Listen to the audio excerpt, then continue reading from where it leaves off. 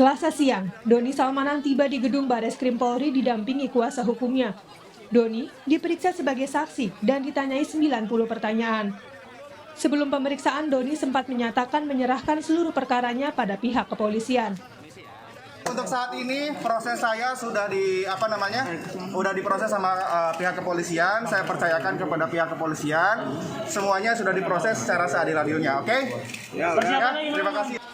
Setelah melakukan pemeriksaan selama 13 jam, penyidik di Tipit Siber Bareskrim Polri melakukan gelar perkara. Hasilnya menetapkan Doni sebagai tersangka kasus dugaan penipuan berkedok trading binary option.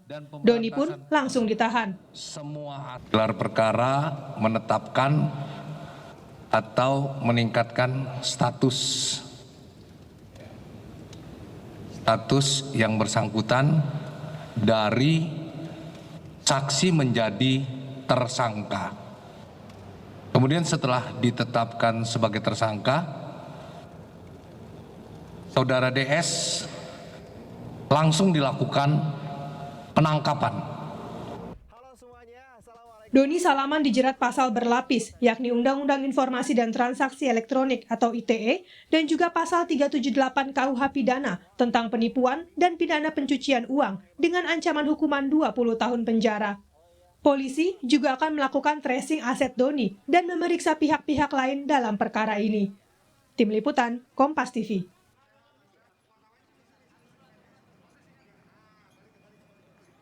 Lebih lengkap soal pengembangan kasus dugaan investasi binary option, kita tanyakan pada jurnalis Kompas TV Agi Kurniasandi di Gedung Bareskrim Polri. Agi, jadi setelah ditetapkan sebagai tersangka dan juga sudah ditahan, kapan pemeriksaan Doni selanjutnya yang akan dilakukan dan bagaimana upaya tracing aset? Ya, setelah ditetapkan sebagai tersangka dan juga dilakukan penahanan selama 20 hari ke depan oleh pihak Bareskrim Polri, Doni Salmanan ini juga nantinya rencananya akan dilakukan pemeriksaan lanjutan hari ini oleh tim penyidik dari Bareskrim Polri terkait dengan kasus dugaan penipuan dan juga tindak pidana pencucian uang melalui ataupun berkedok investasi bodong binary option melalui platform Kuitex. Yang disampaikan oleh pihak dari Bareskrim Polri rencananya memang hari ini akan dilakukan pemeriksaan lanjutan, tetapi melihat terlebih dahulu kondisi dari tersangka Doni Salmanan ini, karena seperti yang kita ketahui Woro, kemarin Doni ini telah dilakukan pemeriksaan sejak pukul 10.00 waktu Indonesia Barat sampai dengan pukul 23:30 waktu Indonesia Barat, itu kurang lebih 13 jam. Kemudian juga ada 90 pertanyaan yang telah disampaikan oleh Bareskrim Polri kepada pihak dari Doni, sehingga dilihat terlebih dahulu bagaimana kondisinya. Jika memang memungkinkan hari ini akan dilakukan pemeriksaan, nanti akan dilakukan pemeriksaan lanjutan oleh pihak dari tim Bareskrim Polri.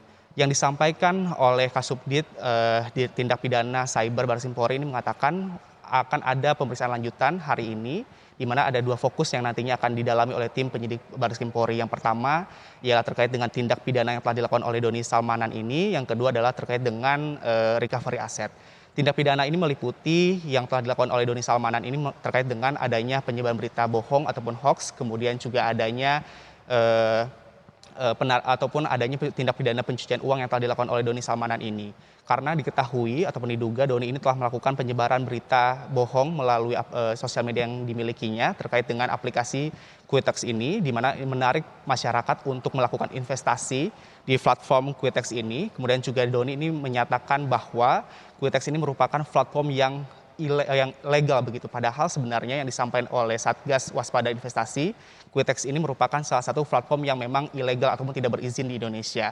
Kemudian juga Doni ini menjanjikan ataupun menyampaikan kepada publik bahwa nantinya jika berinvestasi di melalui platform Kuitex ini akan mendapatkan keuntungan yang sangat besar. Ternyata yang didapatkan oleh para anggota ataupun yang investor yang telah melakukan investasi di Kuitex ini, mereka sama sekali tidak mendapatkan keuntungan.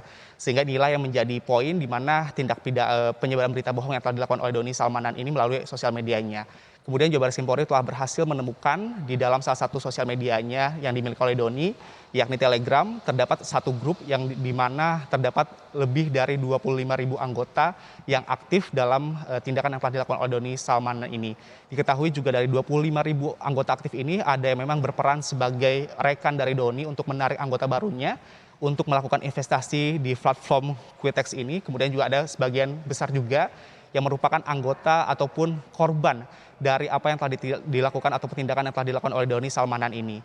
Kemudian juga dari pihak Bareskrim Polri ini telah melakukan adanya keuntungan yang diterima oleh Doni Salmanan ini sebanyak 80% dari kerugian yang telah didapatkan oleh Doni ataupun keuntungan dari kerugian yang dialami oleh para anggota Quitex ini.